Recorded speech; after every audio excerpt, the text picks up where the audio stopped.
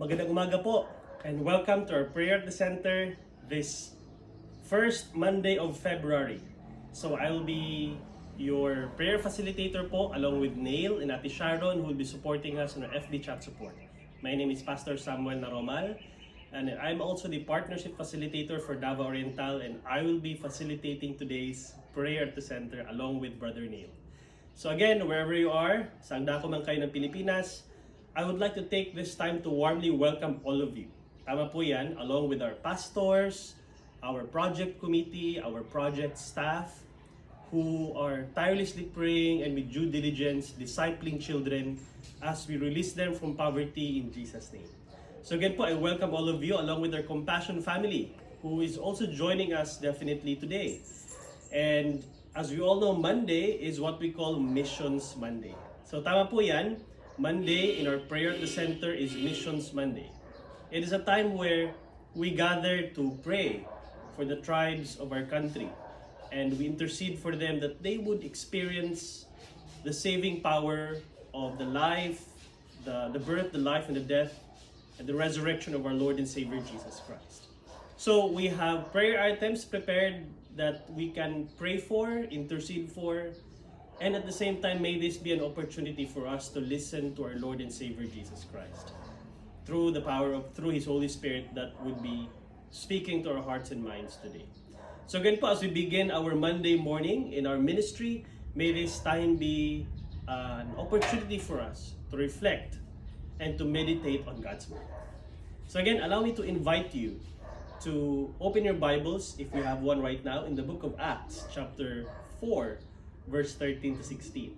Again po, it's Missions Monday, and allow me to take this time to invite you to a brief reflection period.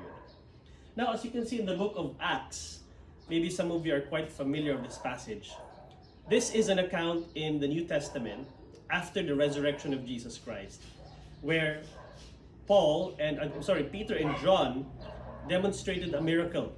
One chapter before it, they healed a blind man. And they boldly preached the message of the power of the resurrection of Jesus Christ, the gospel, in Jerusalem. And because of that, they found trouble and they were called up to present themselves to the Sanhedrin. So allow me to read the passage in Scripture. It says here, when they saw the courage of Peter and John and realized that they were unschooled, ordinary men, they were astonished and they took note that these men had been with Jesus. But since they could see the man who had been healed standing there with them, there was nothing they could say. Allow me to read that once more, and this time allow the passage to sink in our hearts and minds. That's in the book of Acts chapter 4, 13 to 16.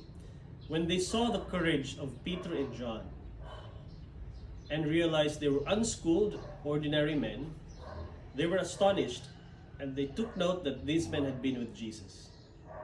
But since they could see the man who had been healed standing there with them, there was nothing they could say. This passage is it's marvelous, nindot siya og message, in a sense that the context of this passage in Acts 4, this took place in the temple courts in Jerusalem. And Peter, along with John, were boldly preaching about the message of the gospel of Jesus Christ. And when they were apprehended, of course, they did some background checks.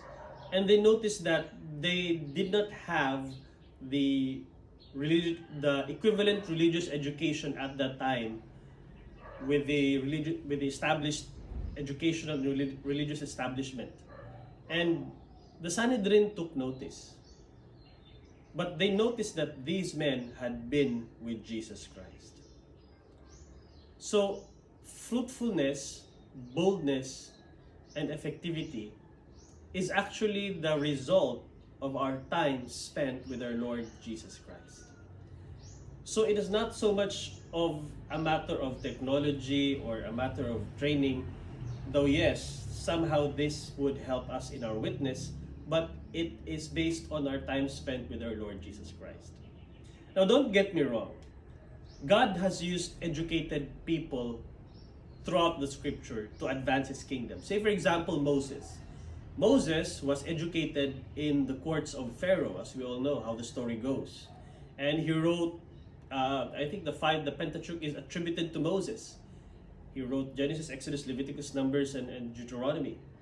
We have Paul, on the other hand, in the New Testament, where he was a student of Gamaliel, and the epistles of Paul, as we all know, were written by Paul when he was also in jail. He wrote letters to the different churches in Asia.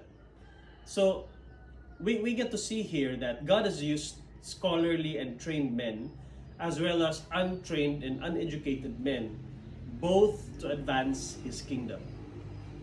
So, in whatever station in life you're in, kung nasa ang kapasidad man po tayo ngayon, whether we are formally educated in a seminary, or maybe we had also a different way, a unique way of being educated, which is the life education, no?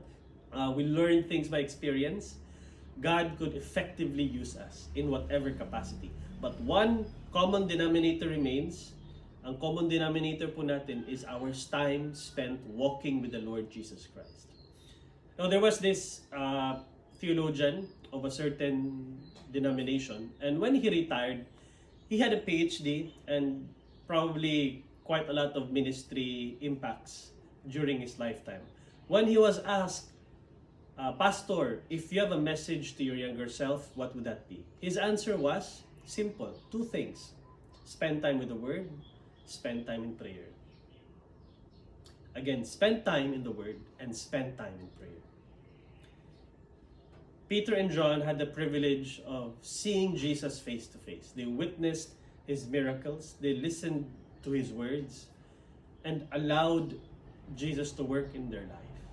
In the same way, when Jesus was resurrected, we were not left as orphans. The Holy Spirit came upon all of us here, and we are being ministered by the Holy Spirit of God.